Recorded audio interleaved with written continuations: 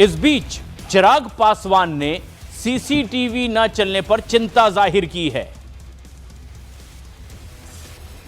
चिराग पासवान ने भी सवाल खड़े किए हैं कि आखिर चुनाव आयोग से इसकी शिकायत की जाए और 90 के दशक में बूथ कैप्चरिंग देखी गई थी, ये आरोप भी अब चिराग पासवान लगा रहे हैं। लेकिन उन्होंने साथ ही यह भी कहा कि अगर ये आरोप लग रहे हैं कि सीसीटीवी बंद हो गया था तो फिर यह भी चिंताजनक बात है और इसे गंभीरता से लिया जाना चाहिए। 90 के दशक में तो सीधे बूथ कैप्चरिंग ही होती थी, चिराग पासवान ने आरोप लगाया। शिकायत कीजिए, ऐसा है तो गलत है, ऐसा होना बिल्कुल नहीं चाहिए।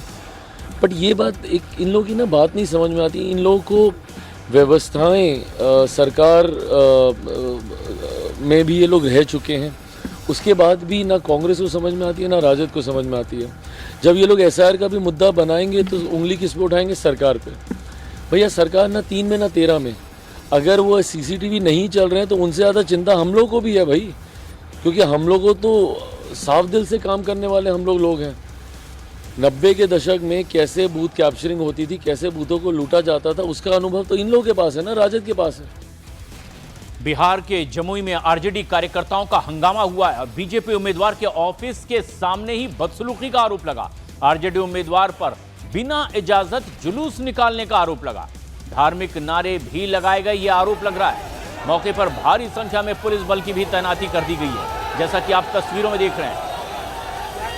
आरजेडी उम्मीदवार पर बगैर इजाजत के जुलूस निकालने और धार्मिक नारे लगाने का आरोप लग रहा है इस बीच, जबकि उस इलाके में इस तरह के जुलूस की परमिशन ही पुलिस की ओर से नहीं मिली थी। बाद में बड़ी संख्या में पुलिस बल इस इलाके में तैनात किया गया है। बिहार के जमुई की यह तस्वीर आप देख रहे हैं। आरजेडी कार्यकर्ताओं का यह हंगामा, बीजेपी उम्मीदवार के ऑफिस के सामने बदसलूकी का आरोप लगाया गया है। आरजेडी उम्मीदवार पर बिना इजाजत जुलूस निकालने का आरोप है, साथ ही धार्मिक नारे लगाते भी ये सुनाई दे रहे हैं।